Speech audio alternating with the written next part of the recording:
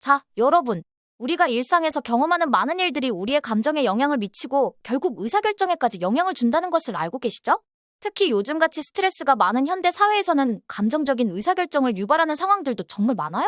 예를 들어볼게요. 직장에서 상사에게 부당한 대우를 받았다고 해볼까요?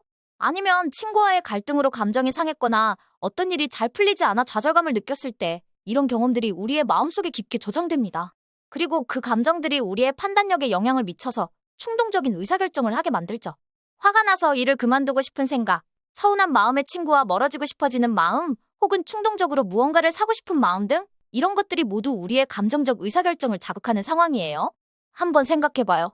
여러분이 길을 걷다가 우연히 누군가에게 부당한 대우를 받았던 기억이 떠오르며 감정이 폭발했던 적이 있나요?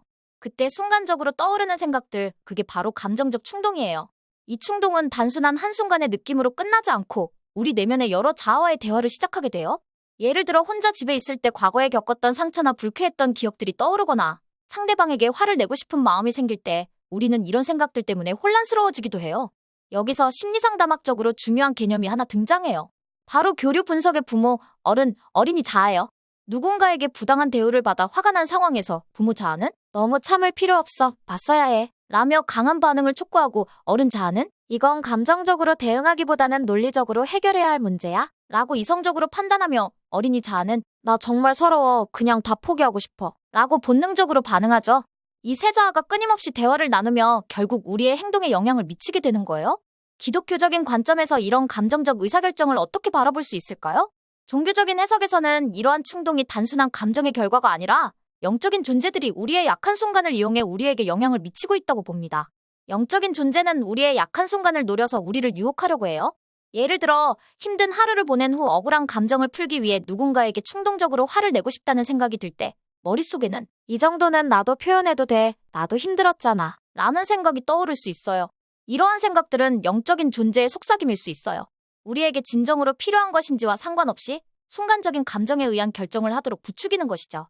또 다른 예로 SNS에서 누군가의 글을 보고 갑자기 분노가 치밀어 오를 때가 있어요.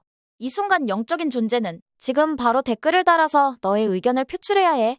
그렇지 않으면 후회할 거야 라고 속삭일 수 있어요. 이런 식의 충동은 우리가 논리적으로 판단하지 못하게 만들고 마치 그것이 최선의 대응인 것처럼 착각하게 해요.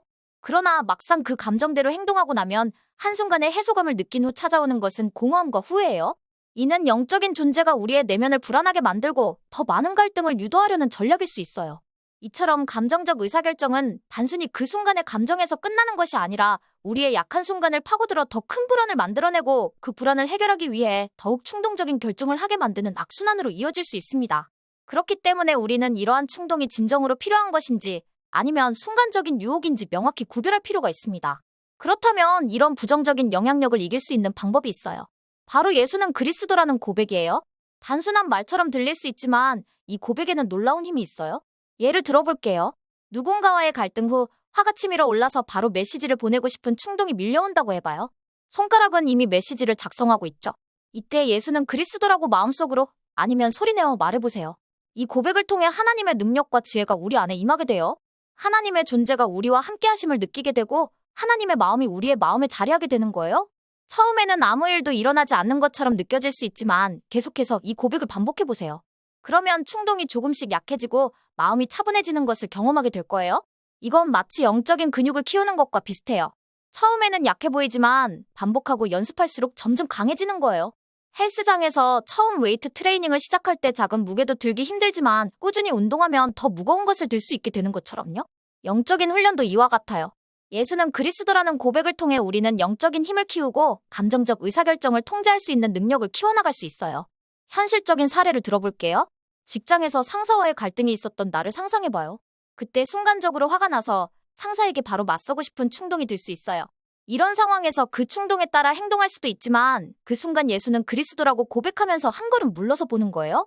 그 고백은 단순히 충동을 억누르는 것이 아니라 그 순간에 나 자신을 더 명확히 바라보고 내가 진정으로 원하는 것이 무엇인지 깨닫게 해주는 힘이 될 수 있어요.